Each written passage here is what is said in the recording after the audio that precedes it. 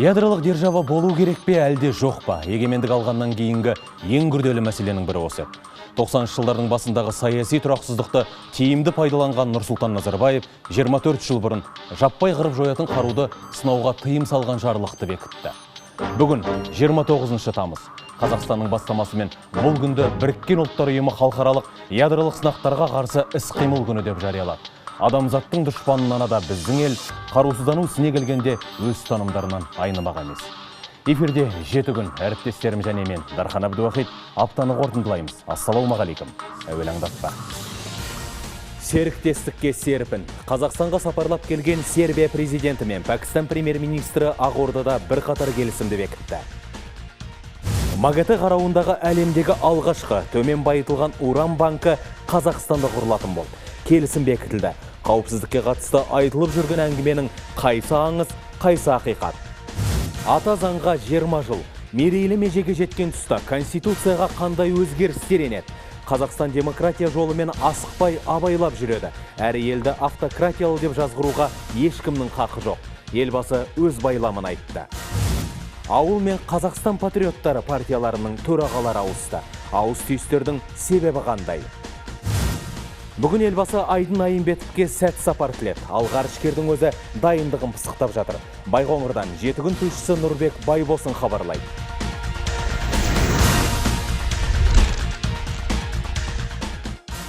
Транзиттің тынысын кеңейту, алыс-берісті арттыру. Пәкістан премьер-министрі Наваз Шарифтің Қазақстанға ресми сапары жөнінде осындай ұйғарым жасауға болады. Ақордада мәртебелі мейманды бар сән салтанатпен президент Нұрсұлтан Назарбаев қарсы алды. Айта кетейін, Қазақстанның әнұраны орындалғанда Наваз Шариф Нұрсұлтан Назарбаевпен бірге қолын жүрек тұсына қойып, елге деген ерекше құрметін көрсетті. Сапар барысындағы аймақтағы ахуалмен қатар көлік транзит саласындағы ынтымақтастықтың көкжиегін кеңейту жайы қаралды. Қос ел арасындағы сауда-саттықты арттыру дәл қазіргі таңда осыған байланысты болып тұр. Статистиканы сөйлетсек, биыл 6 айдағы алыс-беріс 26 миллион долларға тұрақтады. Өткен жылы бұл көрсеткіш 33 миллионға иек артса, 2013 жылы 45 миллион доллар еңсерген.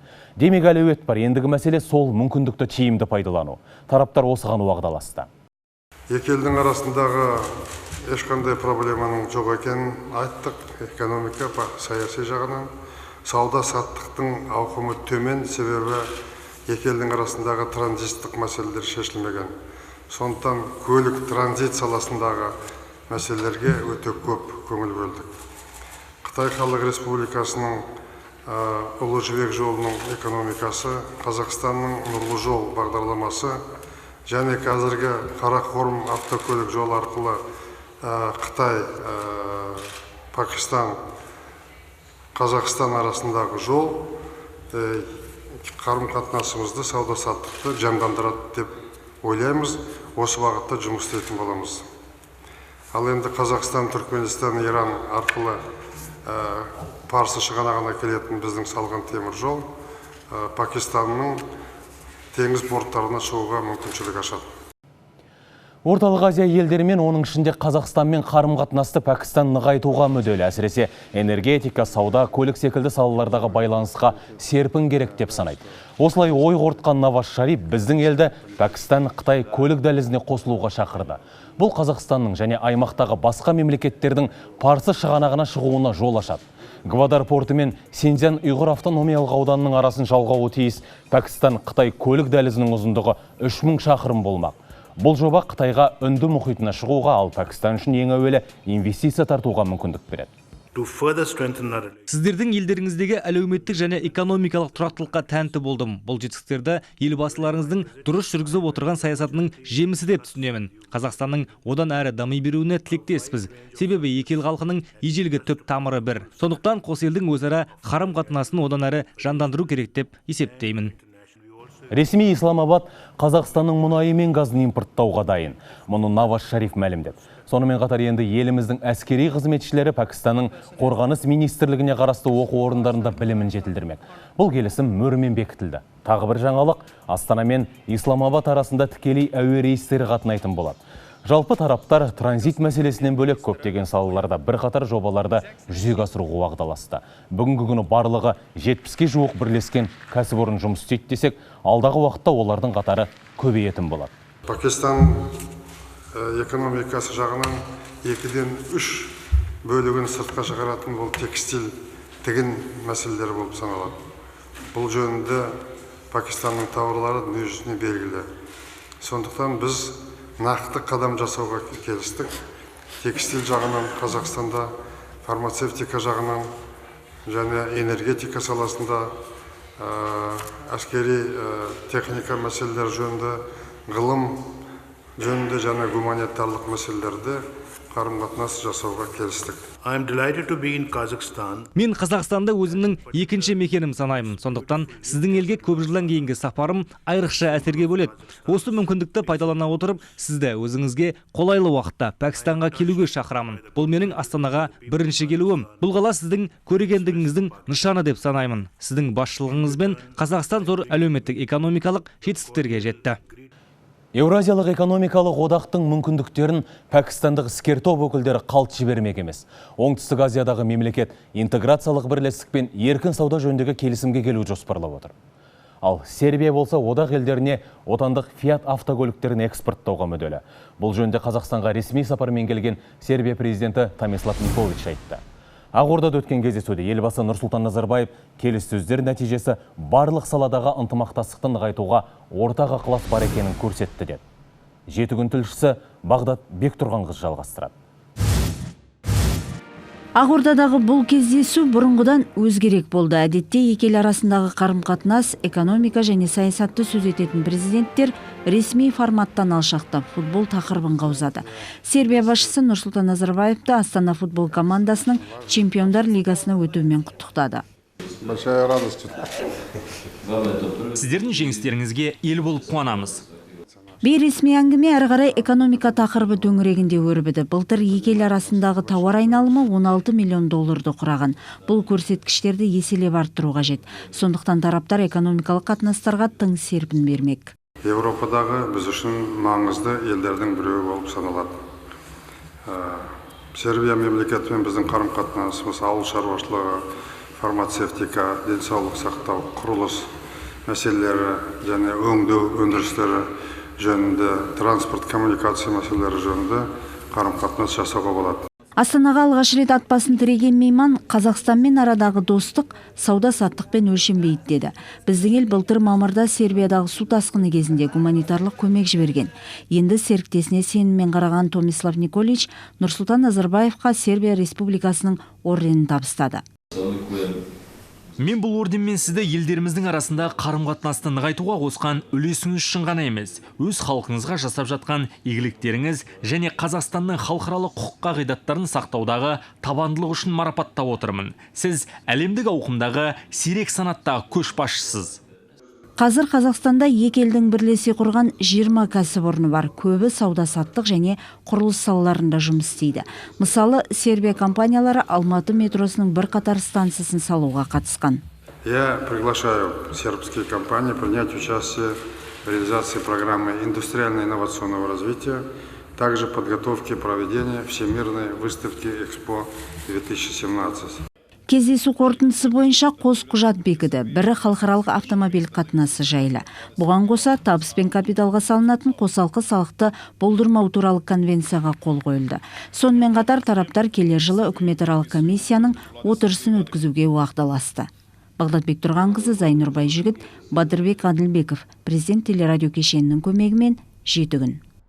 Мінсіз бедел. Қазақстанның атом саласындағы қызметіне МАГАТЭ-нің бас директоры Юкия Амано осындай баға берді. Ақордада мемлекет басшысы Нұрсұлтан Назарбаевтың қабылдауында болған мәртебелі мейманның айтуынша, ел аумағында уран банкының орналасуы жаһандық ядролық қауіпсіздікті нығайтуға ауқымды үлес қосады.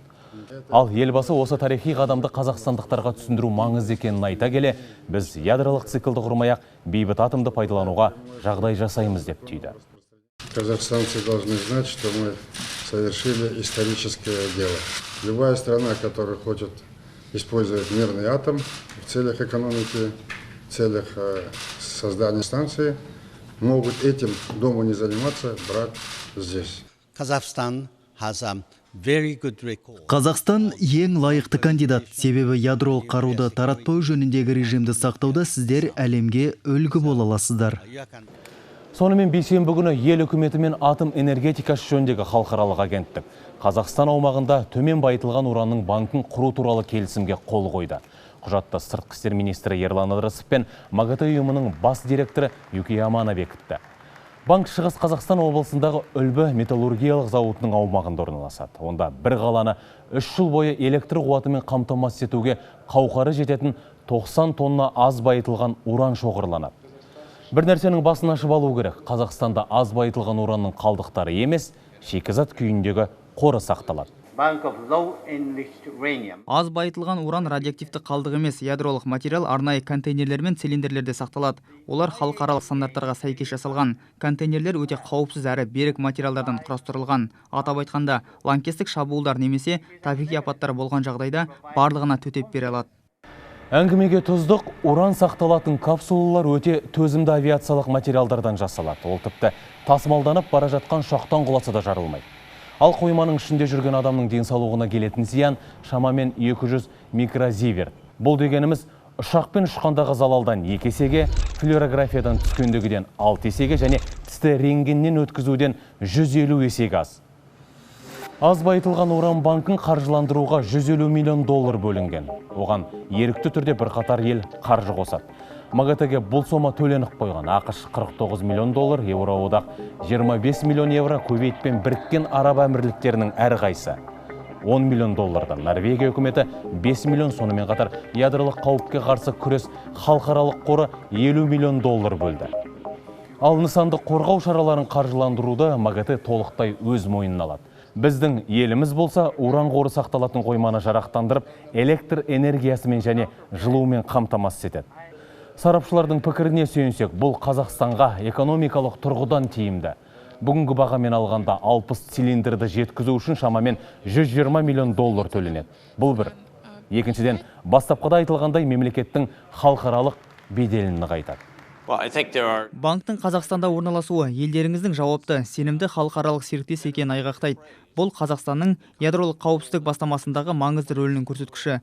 Ең алдымен бұл Семейдегі ядролық сынақ полигонын жабу жөнінде тарихи шешім қабылдаған ел президенті Нұрсұлтан Назарбаевтың арқасында мүмкін болды. Төмен байытылған уран банкі атом энергетикасының бейбіт түрде дамуына қызмет етеді және жаһандық ядролық қауіпсіздікті нығайтуда айтарлықтай ауқымды үлес қосады.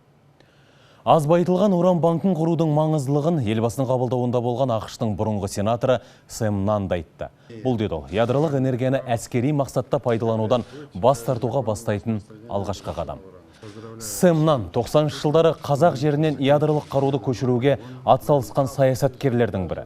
24 жыл бойы алпауыт державаның демократиялық партиясы атынан сенатор болды. Кездесу кезінде Нұрсұлтан Назарбаев Семей полигоны жабылғалы бері Сэм Нандың елімізге қолдау көрсетіп келгенін айтты. Символично, что мы встречаемся на 29 августа, день закрытия полигона и день, который отмечен Организацией Объединенных Наций. Программа «Нано-Лузера», совместное сокращение угрозы, всем известно, понятно. И мы, имея моральное право, являемся одним из инициаторов и возглавляем антиядерное движение в мире. Я участвую на всех саммитах. Қазақстан және сіз өзіңіз әрдайым үлгі көрсетіп келдіңіз. Өзгелерді соңыңыздан ерттіңіз. Сіздің еліңіз бұл үшін қандай қадам жасаған бүкіл әлем біледі. Өйткені дәл осы жерде ядролық полигонды жабу туралы шешім қабылданды. Қазір айтуға оңай болғанмен жүректегі жара жазылған жоқ. Бұрынғы Семей сынақ полигоны бүгін зерттеу алаңына айналған. Ғалымдар жылдар жылжыған сайын аумақтағы радиациялық қауіп сейілгенін айтады. Бүгін 7 күн бағдарламасынан кейін сағат 22:00-де операция Сафир атты деректі фильмді көріңіздер. Осыдан 21 жыл бұрын ақш пен Қазақстан арасында құпия жасалған келісім. Кейін Сафир операциясы деген атпен танылған жоба туралы туындыны дайындау үшін авторлар ұзақ уақыт бойы тынымсыз еңбектенді. Ядролық қарудан бас тарту бір бөлек қуаты бойынша әлемде 4-ші тұрған арсеналдан іргені аулақ салу сол кез үлкен қажыр-қайратты талап етті. Жобаның осы күнге дейін айтылмай келген тұстары фильмге арқау болды.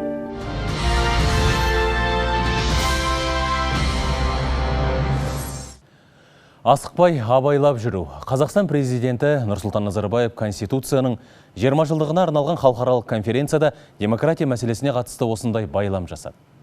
ақш бастап, Европа қостап, Қазақстан демократия соқпағымен тездетіп жүру керек дегенді айтады.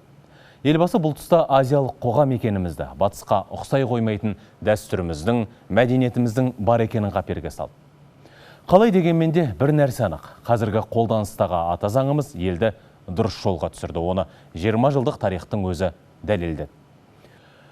Өткен күнге зер салсақ, 1995 жылы Конституция жалпы халықтық референдумда қабылданды. Құжатты талқылауға шамамен 3 миллионнан астам адам қатысып, халық тарапынан түскен 32 мың ұсыныстың 1100-і жобаға енгізілген. Ата заңда айқындалған ұстанымдар Қазақстанның қарышты дамуына негіз болып, жетістіктерге жетеледі. Мемлекет басшысы Нұрсұлтан Назарбаев Қазақстан халқын мерейтоймен құттықтады. Зайнұрбай Жігіт әңгімелейді. Конституция барша табыстарымыздың бастауы, тұрақтылық пен татулықтың тұғыры. Ата заңымыздың 20 жылдығына арналған ғылыми тәжірибелік конференцияда елбасы Нұрсұлтан Назарбаев осылай деді. Тәуелсіз мемлекетіміздің тұтас жетістігін елдігіміздің киелі кітабымен тікелей байланыстырды. Совет одағы күйреп, үлкен тағдарысқа ұшыраған кезде, елімізді ары қарай жетелейтін ешқандай заң жоқ кезде, мынау бұрынғы экономикадан жаңа нарық экономикасы көшуге жағдай жоқ кезде, тұрған кезде осы Конституцияны қабылдап, 20 жылдың ішінде ұлы табыстарға ие болдық. Қазақстанның экономикасы 20 есе өсті, халықтың әл-ауқаты да сонша есе өтті. Мен Конституцияның 1 жылдығына арналған салтанатты жиында біз заң аясында өмір сүруге үйренуіміз керек деп айтқанмын. Ата заңымызбен жүріп өткен 20 жылға көз сала отырып, бүгін біз заң аясында өмір сүретін елміз деп мақтанышпен айта аламыз. Келер жылы ел конституциясына өзгеріс енгізіледі. Экспо 2017 көрмесі аяқталған соң Астанада халықаралық қаржы орталығы құрылмақ. Ол әлемнің ең таңдаулы қаржы орталықтарының бірі Дубайдың үлгісі бойынша жұмыс істейтін болады. Іс-қағаздар сот ісі ағылшын тілінде жүргізіледі. Сөйтіп отандық экономиканың ең басты локомотивтерінің біріне айналуы тиіс. В 21 веке в нашей великой мечты «Мәңгілік ел» вечная страна, есть надежный фундамент. Такой опорой является государство всех 17,5 миллионов наших граждан. Государство настоящего и будущего. 5 реформ, о которых я сказал выше, мы упорно работаем все лето, весь аппарат правительства, депутаты парламента. Мы хотим их запустить с 1 января следующего года. Для этого нам надо принять 78 законодательных актов, внести изменения в Конституцию, потому что мы решили создать межгосударственный финансовый центр в Астане. Қазақстан конституциясы осы уақытқа дейін 3 рет түзетіліп қайта жазылды. Айта кетерлігі бүгінгі ата заң әлемдегі ең жас конституциялардың бірі. Мысалы, ақш-тағы қазіргі конституция 18 ғасырда қалыптасқан. Десе де қос елдің мақсаттары үндес, бірақ әрқайсысының өз таңдаған жолы бар. Президент елде белгілі бір топ қана шексіз билік жүргізіп отыр деп, автократия жөнінде Қазақстанға сын айтушыларға өз жауабын берді. Как можно говорить об автократии, когда каждые 4-5 лет народ на всенародном голосовании избирает своего президента, избирает свой парламент на свободных альтернативных выборах? Нам говорят, что надо быстрее двигаться по пути демократии, которые живут западные страны от Соединенных Штатов до Европы. Мы это все прекрасно понимаем. Демократия – это общий магистральный путь развития человечества. Мы туда уйдем, но мы всегда учитываем, что мы азиатское общество. У нас есть отличающиеся традиции от Запада. Конституция сыртқы және ішкі саясатты дұрыс жүргізуге мүмкіндік берді. Бұдан бөлек тарихымызды терең танып, мәдениетімізді сақтай білдік. Сөйтіп қазақтың халық ретінде, ұлт ретінде кеше ғана қалыптаспағанын, ата-бабаларымыздың ұлы тарихы бар екенін бүкіл әлемге паш еттік. Ең бастысы, осылар арада өшіп бара жатқан қазақтың тілін, тарихы мен мәдениетін өркендетіп, өрісін кеңейттік. Өздеріңіз білесіздер. Бұрын соңды болмаған тілдің өрісі жайылды. Мектептеріміздің көпшілігінде қазақ тілінде өтетін болды. Жоғарғы білім орындарында қазақ тілінде өтетін болды. қазақ тілінде басылымдар, қазақ тілінде шығатын кітап, біздің тарихымызды жер шарын түгел аралатып жинап, инемен құдық қазғандай тарихымызды орнына келтіруге мүмкіншілік алдық. Өз тілімізді, өз дінімізді, ділімізді өркендете отырып, біз басқаларды кемітпедік, басқаларды төмендетпедік. Қатар ұстап, олардың да құқықтарын сыйладық. Саясаттан бұрын экономиканы жетілдіруді қолға алған мемлекет 20 жылда талай шыңдарды бағындарды. Біздің ел жетістіктерін зерделеген халықаралық ғалымдардың бірқатары Қазақстанның даму жолы туралы кітап жазып, құнды жинақты Нұрсұлтан Назарбаевқа табыс етті. С коллегами почти из 50 стран мира. Біз әлемнің 50-ге жуық елдеріндегі әріптестерімізбен бірге Қазақстанның 20 жыл ішіндегі құқықтық даму аясындағы жетістіктері туралы өз пікірімізді жеткізбек болдық. Бұл Қазақстанның достары тарапынан кәсіптік көзқарас көрініс тапқан жинақ. Бүгінгі қолданыстағы конституция ең озығы, ол бүкіл халықаралық талаптарға толығымен жауап береді. Жаһандық сарапшылардың пайымы бұл. Мы все знаем, какое непростое для каждого казахстанца. Басты заң Қазақстан үшін ең қиын кезеңде жазылғанына біз бәріміз куә болдық. Бүгін 20 жыл бұрын жалпы халықтың таңдауымен қабылданған конституцияның арқасында Қазақстан өзін демократиялық зайырлы мемлекет ретінде орнықтырды. Өзге елдерде ұлтаралық ортақ тіл табысы күрделі мәселеге айналған заманда қазақ жерінде тыныштық пен бейбіт өмір салтанат құруда. Осылай татулықты ту еткен Қазақстанды ұлы дала елі деп атауға толық негіз бар деген ұсыныс айтты елбасы. Менің білуімше біз ұлы дала еліміз деп санауымыз керек. Кейбіреулер аспан асты еліміз дейді, кейбіреулер күншығыстың еліміз дейді. Біз ұлы даланың ұрпағымыз. Осы далада біздің ата-бабамыз даланы сақтап қалған, қан төгіп, тер төгіп ұстап қалған.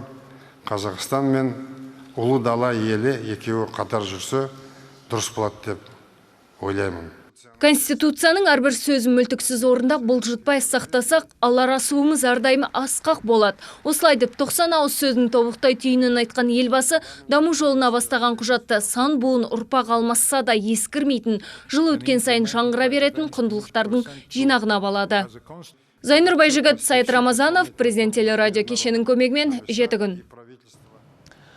Астана қаржы орталығына айналады. Әріптесім Зайнұр Байжігіттің сюжетінде айтылғандай, ол үшін ата заңға да түрлі өзгертулер мен толықтырулар енгізілмекші. Қазақтың кіндік қаласы қаржы орталығы. Бұл елбасы Нұрсұлтан Назарбаевтың бастамасы. Естеріңізде болса, биыл Елордада өткен Астана экономикалық форумында мемлекет басшысы жаңа жүйенің жай жапсарын айтқан болатын. Дубай халықаралық қаржы орталығының тәжірибесінен тін тарқатқан қазақстандық қаржылық, инвестициялық әрі электронды сауда-саттық желісі ақш-тан басталып Сингапурға созылып, Европаға жететін виртуалдық базардың көгеніне Астананы да қосуды көздейді. Қазақстан неге Дубайды үлгі етті? Бұл сұраққа жауап бермес бұрын жоғарғы сот төрағасы Қайрат Мәми мен Дубай халықаралық қаржы орталығы сотының бас судьясы Майкл Хван қол қойған кешегі құжат туралы айта кетелік. Келелі келісім екі елдің қаржы институттардың бизнес саласында бірлесе жұмыс істеуіне жағдай жасайды. Сонымен Дубай халықаралық қаржы орталығы туралы аз кем ақпар. Бұл әлемдік мәңгейі заманауи қаржылық құрылымы. Бүгінде мұнайлы Біріккен Араб Әмірліктері осы орталықтың негізінде экономикалық даму жолына түсті. Сарапшылар жуық арада ресми Дубай солтүстік және оңтүстік Африка, Үндістан, оңтүстік Шығыс Азия, Парсы шығанағы елдерінің арасындағы өңірлерді қамтитын қаржылық орталыққа айналады дегенді айтады. Дубайдағы орталық 44 гектарды алып жатқан алып аймақ 2004 жылы құрылды. Ағылшындық және шариғаттық тәртіпке негізделген құқықтық жүйесі бар еркін экономикалық аймақ осы елге үлкен капиталдың құйылуына түрткі болып отыр. Инвесторларды табыс және кіріс салығынан босату, шетелдік иелікке 100% құқық беру, шетелдік валютамен шектеусіз қаржылық операция жасау мүмкіндігі Дубай қаржы орталығының даңқын асыра түседі. Осы орталық жанында қандайда бір қаржылық дауларды шешуге арналған сот жұмыс істейді. Әлемнің әр елінен келген ең тәжірибелі, беделді деген 10 шақты судья ғана экономикалық мәселелерді сараптайды. Солардың бірі де бірегейі Астананың мейманы Майкл Хван. Оксфордты тауысқан Сингапур, Англия, Малайзия, Австралия және ақш секілді мемлекеттердің жетекші қаржылық институттарында қызмет етіп, кейбірінде басшы болған тіс қаққан қаржыгер әрі экономист Майкл мырзаның Дубай қаржы орталығы сотының бас судьясы ретінде Қазақстанға кеңес беруі еліміз үшін үлкен жетістік деп біліңіз. Ендеше қадірлі қонақтың Дубай қаржы орталығы мен Қазақстандағы сот жүйесі жөніндегі қысқаша сұхбатын назарларыңызға ұсынамыз. Сұхбатты әріптесім Нұрбек Амишалды. Құрметті бас судья мырза, бізге интервью беруге келіскеніңізге рахмет. Және жалпы бірінші сұрағым осы Дубайдағы қаржы орталығының, халықаралық қаржы орталығының жұмыс ерекшеліктеріне тоқтала өтсеңіз, оның артықшылықтары, жетістіктері қандай?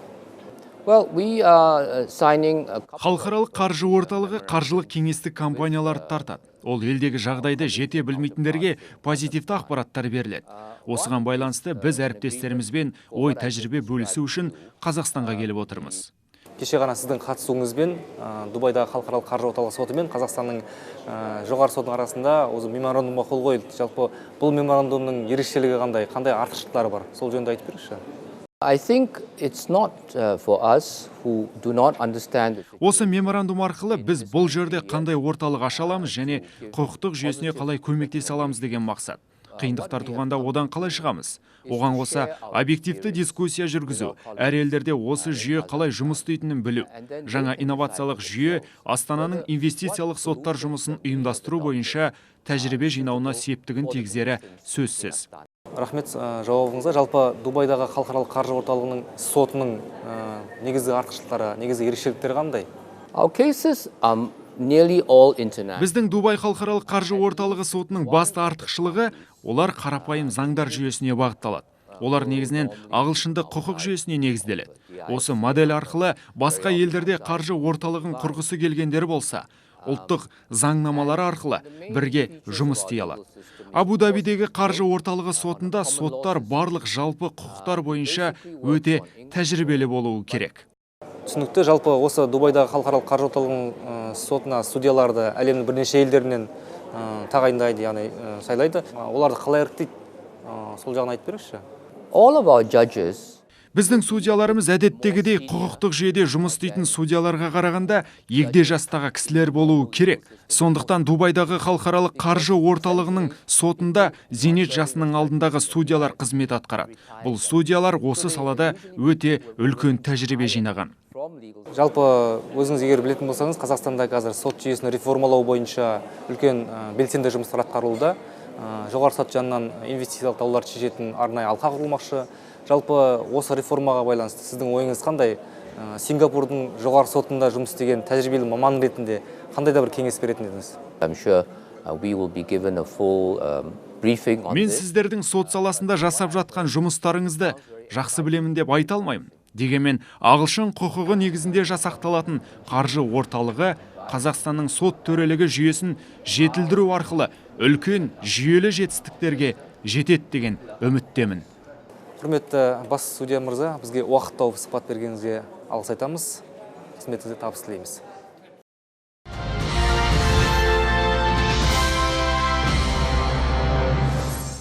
Экстремизмге және терроризмге қарсы күресте ортақ жоспар қабылдау қажет. Бұл прокурорлардың өзара іс-қимылын жаңа деңгейге көтеруге жол ашады. Елбасы Ақордада ТМД және Шанхай ынтымақтастық ұйымы елдерінің бас прокурорларымен кездесті. Мемлекет басшысы осындай қадамдар арқылы заң үстемдігін және осы ұйымдарға мүше елдер аумағында қылмысқа қарсы бірлескен күресті күшейтуге мүмкіндік туады. В условиях непростой международной обстановки приобретает особую значимость работа прокуратуры, способствует сохранению и внутриполитической стабильности в обществе. В каждой стране из наших присутствующих накоплен определенный опыт, и если вы будете обмениваться своим опытом, я думаю, будет полезно для всех, для нас. В ближайшее будущее, я думаю, что стоят непростые задачи перед всеми нашими странами. Генеральная прокуратура Казахстана заключила договор с многими странами по выдаче преступников, и мы должны все вместе бороться.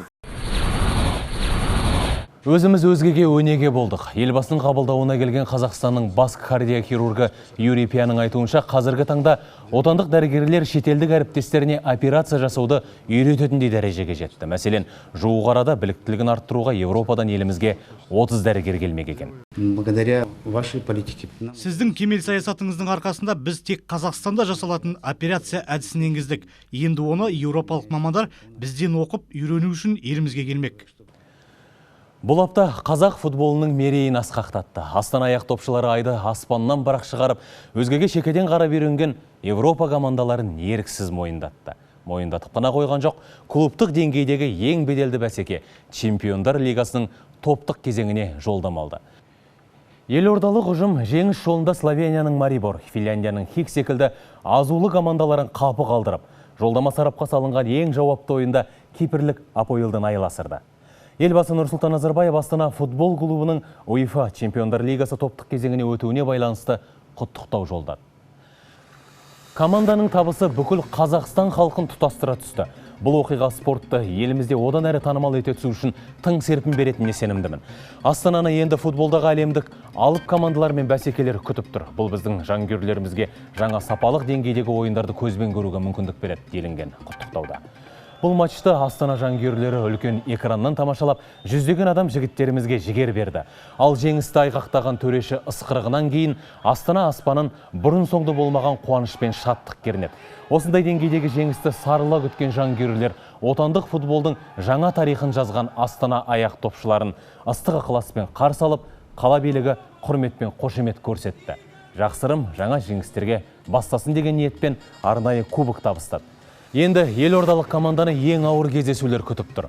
Топтық кезеңдегі қарсыластар осал емес. С тобында түскен Астанаға түріктің Галатасарайы, Испанияның Атлетикосы және Португалия Бенфикасы қарсылас атанады. Біздің футболшыларымыз алғашқы кездесуін қыркүйектің 15 күні сырт алаңда Бенфикаға қарсы өткізеді. Ендігі апта елбасы Қытайға барады. Қыркүйектің 3 күні Бейжіңде екінші дүниежүзілік соғыстың аяқталуына 70 жыл толуына орай әскери шеру өтеді. Сапар барысында екі ел басшыларының кездесуі жоспарланған. Әлем экономикасы шатқаяқтап тұрған тұста қарым-қатынастың қағидаларын пысықтап алу орынды. Аспан асты елі стратегиялық әріптес. Сауда-саттық сүбелі өткен 2 жылдың ішінде қос мемлекет арасында 73,5 миллиард доллардың инвестициялық келісімі бекітілді. Бейжіңнен Мұхтар Ыбырайым тарқатады. Қазақстан мен Қытай серіктестігі жаңа кезеңге аяқ баспақ. Ежелден емін-еркін араласып келген қос көршінің қатынасы бүгін жоғары деңгейде. Алыс берісте, барыс келісте жаман емес. Дегенмен заман құбылып келеді. Дағдарыс жағдайында ақылдасатын мәселе аз емес. Бейжіңге біздің елдің басшысы сол үшін келе жатыр. Өткенге көз жүгіртіп, келешек жоспарларды айқындау. Наши отношения это действительно находятся. Біздің қатынастарымыз шынымен де жоғары деңгейде. Мемлекеттік сапарлар кезінде біздің лидерлер байланыстарымызды бекіте түсетіндей көкейкесті мәселелерді талқылайды. Қазір кез келген мемлекет үшін оңай кезең емес. Ынтымақтастық арқылы бұл дағдарысты еңсереміз деп ойлаймын.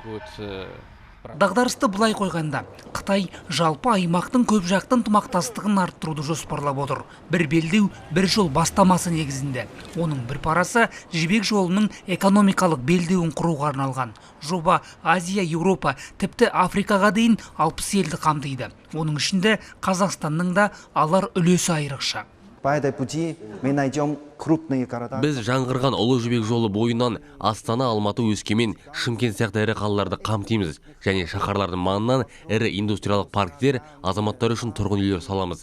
Өндіріс, ауыл шаруашылығы мен әлеуметтік инфрақұрылым дамудың нүктесіне айналады. Бұлардың барлығы көлік инфрақұрылым арқылы қосылады. Бұл дегеннің экономикалық дәліз. Қазақстанның да жібек жолын жаңғыртуға септігін тигізер жобасы бар. Ол нұрлы жол. Сапар аясында оны жаңа жібек жолы бағдарламасымен үйлестіру мәселесі қаралмақ. Екі ел арасындағы сауда-саттықты ұлғайту жайы да талқыланады. Индустрия, инвестиция, энергетика мен логистика саласында бірқатар келісімдерге қол қойылады деп күтілуде.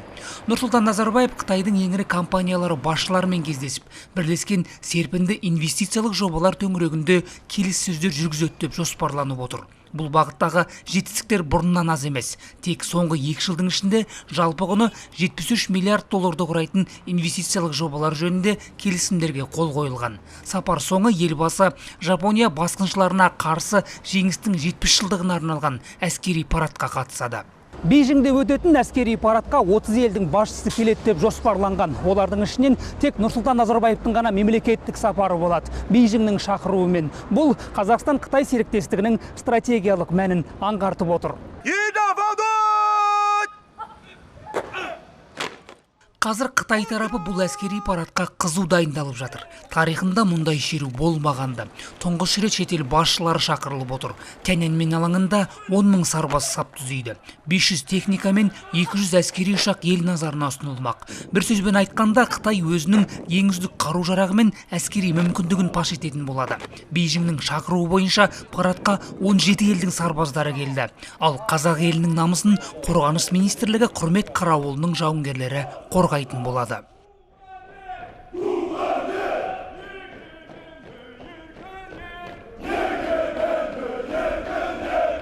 Біздің елдің жігіттері қазір жаттығу үстінде, саптық дайындықтарын жетілдіруде. Ширақтық, мықтылық керек дейді өздері. Ресей, Беларусь, Куба сарбаздарымен бәсекелесіп жүргендерінде жасырмады. Рух жағынан, конечно, біздің өзіміздің қазақтың балдары мықты, әрқашанда мықты болған.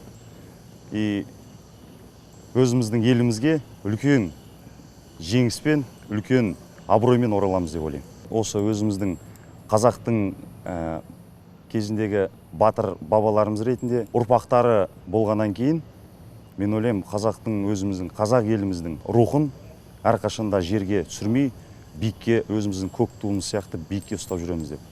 Бауыржан Абсалямов, взвод командирі, қазақтың көк туын желбіретуге келгенін мақтан тұтады. Әлем алдында елдің абыройын асқақтатсам деген ұлы мұратты көздеп жүр. Өзімен бірге келген 75 қазақ сарбазының да көкірегінде асқақ рухы кернеп тұр.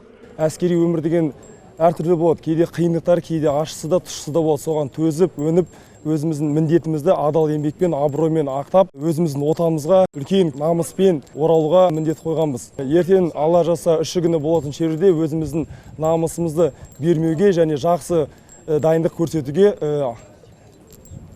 міндеттіміз. Бұл жауынгерлер кешегі майдан шебінде ерлік көрсеткен батыр бабалардың ұрпағы.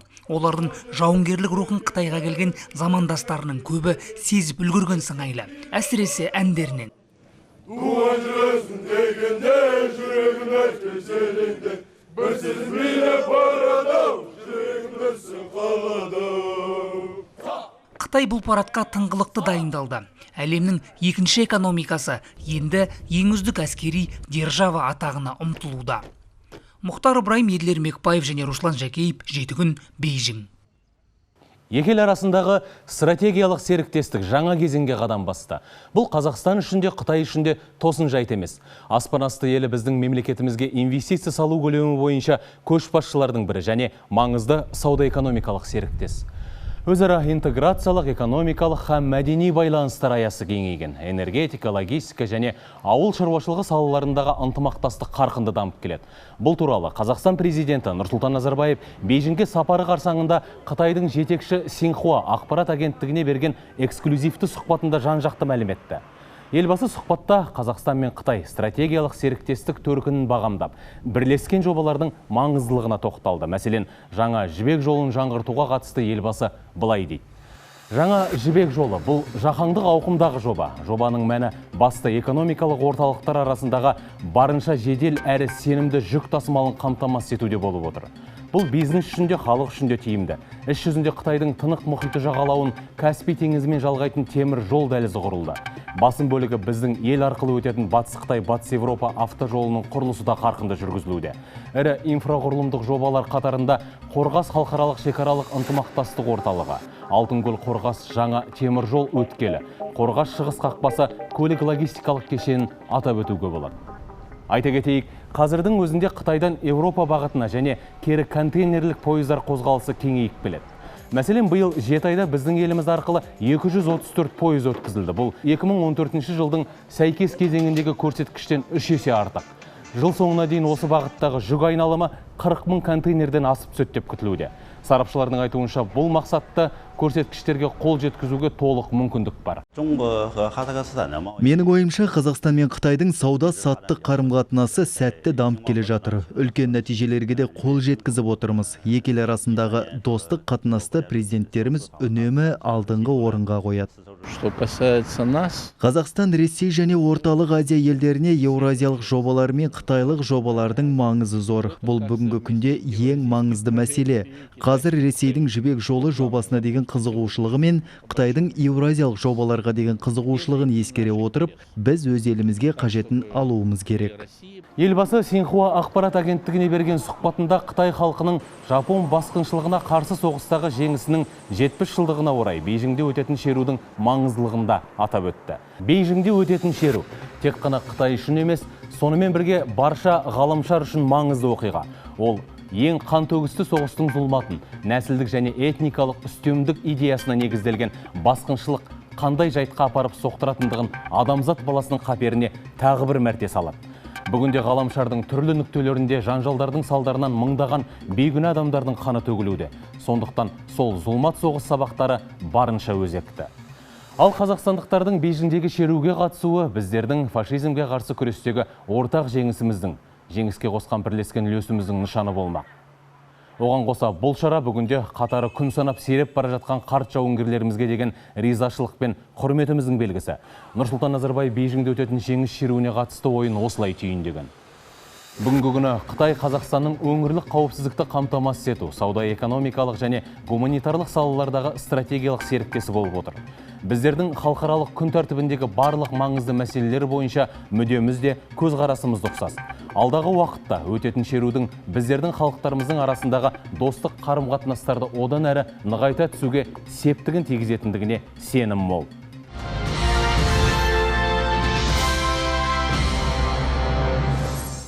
Елдегі кейбір партиялар жаңаратын кез келгенін айтады. Апта ортасында Қазақстанның социал-демократиялық ауыл партиясының төрағасы болып Әли Бектаев тағайындалды. Ал бүгін Қазақстан патриоттары партиясының жетекшілігіне Толымбек Ғабділәшімов келді. Қос партияның бұрынғы төрағалары Ғани Қасымов пен Ғани Қалиевтің пікірі ортақ. Қоғамдық саяси институттарға жаңа көзқарас пен тың бастамалар керек. Сарапшылар болса, бұл іс партиялар қызметін жаңа белеске көтереді. Олардың өзгерістерге дайын екенін көрсетті деп санайды. Тілші материалы. 150 мың адамның басын біріктіретін партияның кезектен 14-ші съезінде өңірлердегі филиалдардан арнайы делегаттар қатысты. Партияға жетекшілік еткен Ғани Қасымов партияластарына күн тәртібіндегі мәселенің себебін түсіндірді.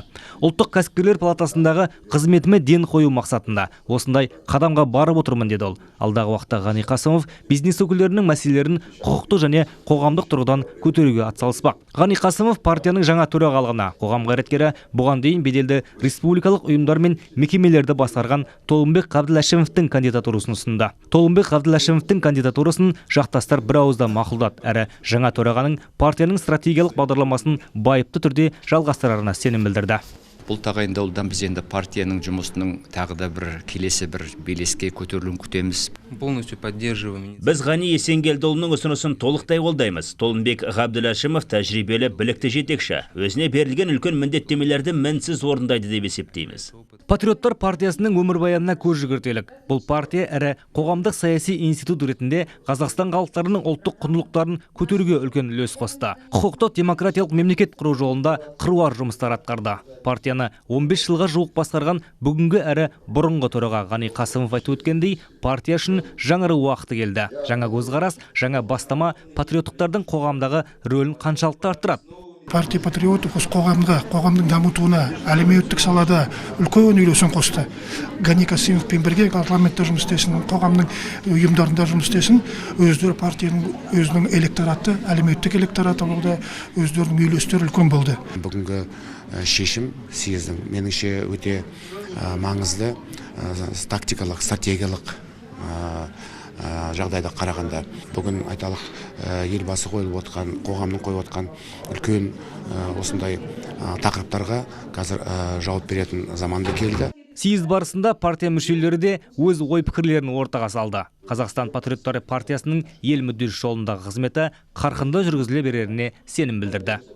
Ауыл партиясын ұзақ уақыт бойы басқарып келген Ғани Қалиев партияның басқасында жаңа көзқарасқа әрі бастамаларға ие жетекші жүруі тиіс екенін айтты. Осылай дегеле ол партия төрағалығына Сенат депутаты Әли Бектаевтың кандидатурасын ұсынды. Ұсынысты съезге қатысушылардың бәрі бір ауыздан қолдады. Дискуссияға бәріміз де қатыстық. Үлкен қазіргі уақыттағы ауыл жағдайы туралы үлкен мәселе болды. Біз үлкен мәселелерді айттық. смена руководства. Ауыл партиясы басшылығының ауысуы партияның өзгерістерге дайын екендігін көрсетеді. Басшылық қазіргі заманның тынысын нақты сезініп отыр. Қазақстанның алдында үлкен міндеттер, оның ішінде дамыған 30 елдің қатарына қосылу жөніндегі мақсат тұр. Партиялықтар осы өзгерістерден тыс қалмайтынын айтты. Жаңа өзгеріс партиямыздағы ол мынау қазіргі уақыттың талабына сәйкес жаңа қойылып отырған бағыт бағдарламаларды орындауда әрине үлкен серпіліс береді. Ауыл партиясы өзінің өміршеңдігін және заман талабына сай жүретінін дәлелдеді. Жаңа басшымен партия алға басып, ауыл шаруашылығы саласындағы мәселелерді шешу ісінде мемлекеттік мекемелермен бірге жұмыс істейді деп ойлаймын. Айта кетейік, партияның жаңа төрағасы Әли Бектаев алғашқылардың бірі болып, ауылдың оңтүстік Қазақстан облысындағы филиалын басқарды. Съезге қатысушылар Қазақстан Еуразиялық экономикалық одаққа өтіп, дүниежүзілік сауда ұйымына қосылған тұста ауыл шаруашылығы саласында жұмыла жұмыс істеу керек деген ортақ ұйғарымға келіп тарқасты. Нұрбек Амиша, Серік Қоңырбаев, Азамат Сәметов, Едігін.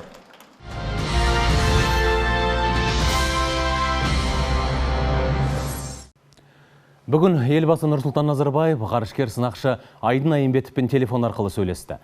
Әңгіме барысында Айдын Айымбетовтың алдағы сапары отандық ғарыш саласының одан әрі дамуына серпін беретін және Қазақстанның халықаралық аренадағы имиджін нығайтатын айшықты оқиға екені айтылды. Ал ғарышкер сынақшы сенім білдірген үшін мемлекет басшысына алғыс айтты және ұшуға дайын екенін мәлімдеді. Сөз соңында Қазақстан президенті ғарышкердің халықаралық ғарыш станциясына экспедициясы табысты болуына және оның алдына қойылған барлық міндеттің орындалуына тілектестігін білдірді. Сапарға санаулы күн қалды. Айдын Айымбетов кеше екінші рет ғарыш кемесінде сынақтан өтті. Ұшуға дайындықтың тәртібі сондай. Экипаж мүшелері бортқа еніп ішкі сыйымдылығын байқады. Нұсқаушы мамандармен жолықты. Біраз жайтты пысықтады. Енді олар ұшу айлағына 2 қыркүйек күні табан тірейтін болады. Хабар агенттігінің түсірілім тобы бір апта бойы Байқоңырда жүр. Әріптесім Нұрбек Байбосын бізбен байланысқа шығуға дайын. Нұрбек, көптен күткен сапарға даярлық қалай жүріп жатыр? Дархан, Айдын Айымбетов ғарышқа сапарлауға тас түйін дайын десек болады. Жалпы апта ішінде Байқоңырға қадам басқан экипаж мүшелеріне сапарлар сәтті болсын деген ырыммен түйе жануары бейнеленген ойыншық сыйға тартылды. Себебі түйе қашанда шөлге шыдамды, төзімді келеді емес пе? Ғарышкерлер сосын өздері жайғасқан космонавт жатын жайында белгіленген жоспарға сай өз елдерінің туларын көкке көтерді. Айта кетейік, қыркүйектің 2 жұлдызында таңғы сағат 10:31 минут өткенде ғарышқа ұшатын топты кәсіпқой ғарышкер Сергей Волков басқарса, Айымбетов кемеде 2-ші борт инженері қызметін атқарады. Ал Даниэл Андрес Могенсен де бортқа жауапты инженер. Белді ғарышкерлерді тосын жағдайда алмастыратын дублерлар да осында. Ендігі аптада кеңістікке самғайтын олар журналистермен де жүздесті. Аллеяға өз қолдарымен жас шыбықты отырғызды. Бұл дәстүр сонау 1961 жылы Юрий Гагарин ғарышқа ұшқан сәттен бері жалғасын тауып келеді екен. Айдын Айымбетов те болашаққа осылайша із қалдырып, ғаламат сапарға деген дайындығымен бөлісті. Мен өте қуаныштымын. Маған елбасы осындай жауапты сәтте ғарышқа қазақ елінің атынан шуды тапсырды. Мен енді бар білімімді, күшімді осыған жұмсайтын боламын. Қазіргі таңда ғалымдар ғарыш саласын игеру ісінде ілгері басты. Бізде осыған өз үлесімізді қосатын боламыз. Экипаж мүшелері өздерімен бірге қазақтың ұлттық тағамдарын ғарыш сапарына алып кетуді жөн көрген. Бұл мамандардың тексеруден өткен дастархан 6 тағамдар жиынтығы. Осылай деп ағынан жарылған олар дайындықтан өзге бос уақыттарын спортқа да арнайтындықтарын көрсетті. Дойбы мен шахмат арасында бильярдтан мықтылар сараланып жатты. Айтпақшы, ғарышкерлер көретін кинолардың да тізімі бар екен. Олар сапар алдында Гагариннің сүйікті фильмі «Белое солнце пустыни» фильмін қарайтындықтарында жасырмады. Бұл сәттілікке бастайды дейді экипаж мүшелері. Олар ғарыш кемесіне де арнайы бар бортқа тексеріс жасады. Бойларын өлшеді, әрі Союз ТМД-ні сынақтан өткізді. Келер аптаның орта тұсында кеңістікке аттанатын олар ғарышта ғылыми жұмыстармен де айналысады деп күтілуде. Реті келгенде айта кетейік, Айдын Айымбетовтың бұл сапары 20 миллион ақш долларын құрап отыр. Қазғарыш төрағасы Талғат Мұсабаев Роскосмостық әріптестермен бұл тұрғыда екі жақты келісімге келген. Айдын Хақанұлы ғарышқа еліміздің көк туы мен Экспо 2017 жалауын және қызы Даянаның әкесіне арнап берген Арыстан атты жұмсақ ойыншығын бірге ала кетпек. Дархан, сөз тізгіні өзіңізде. Рахмет, Нұрбек. Ендігі аптада 7 күннен ғарыш сапарының қалай жалғасқаны жөніндегі репортажды жіберіп алмаңыздар. Ертең 30 тамыз Конституция күні. Еркін елдің еңсесі биік болсын. Келесі сенбіде жүздескенше көрермен.